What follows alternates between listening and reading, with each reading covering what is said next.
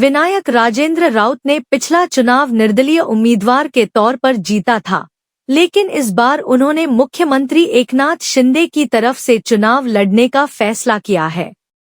इस बीच पूर्व मंत्री दिलीप सोपाल ने उद्धव ठाकरे के साथ गठबंधन कर लिया है। चूंकि दोनों उम्मीदवार एक दूसरे के खिलाफ चुनाव लड़ रहे हैं, इसलिए इस चुनाव में सबका ध्यान इन पर रहेगा। इसमें राजेंद्र राउत मराठी का तड़का लगाते हैं। हमारे बहुत ही मजबूत कैंडिडेट फारूक शाब्दी का फॉर्म भरा है शोलापुर कॉन्स्टिट्यूएंसी से, और हमें पूरा यकीन है जिस तरह का रिस्पांस उनकी इस फॉर्म भरने की रैली के दौरान हमको देखने को मिला है। सभी जात धर्म और मजहब के लोग इसके अंदर शामिल हुए थे, और कहीं ना कहीं उन्हें इस बात की गलती सता रही थी कि 5 साल पहले हमसे गलती हुई थी, और हारने के बावजूद भी फारूक शाब्दी और उनकी पूरी टीम मजलिस के जितने भी पदाधिकारी हैं लोगों के बीच में रहे, उनके सुख दुख के अंदर खड़े रहे। तो कहीं ना कहीं लोगों की एक ये कहिएगा मोहब्बत कहिएगा, उनका जोश कहिएगा कि इस बार वो गलती दोहराई नहीं जाएगी और फारूक शाब्दी साहब बहुत अच्छे अक्सरियत से यहाँ पर इंशाल्लाह कामयाब। महाराष्ट्र राज्य में एमआईएम की मार सबसे ज्यादा किसको?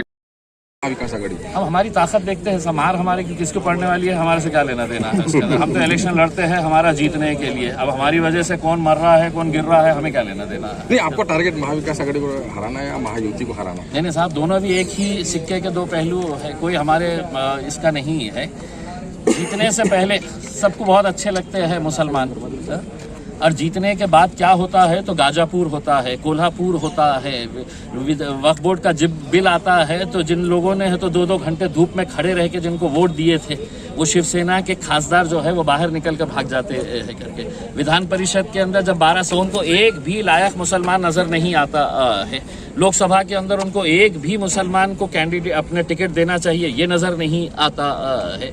तो ऐसे हालात के अंदर यकीनन लोगों को ऐसा लगता है कि नहीं, अब हमने बहुत सबको आजमा चुके हैं, लोगों ने हमको बहुत बार डर दिखा के अपना वोट हासिल कर चुके हैं, अब वो मजलिस के साथ। ऐसा कहा जाता है कि महाराष्ट्र राज्य में सबसे ज्यादा जातिवाद शरद पवार ने किया गया है, मुसलमानों को उम्मीदवार एक ही थाली के चट्टे बट्टे है साहब। इसी वजह से तो आप देखिए ना, उसमें आज रात में आप एक आमदार को देख रहे हैं एक पार्टी के अंदर, सुबह उठे तक पता चलता है कि उन्हें किसी दूसरी पार्टी में कूद गया है करके, फिर दोपहर आए तक पता चलता है किसी तीसरी पार्टी के अंदर।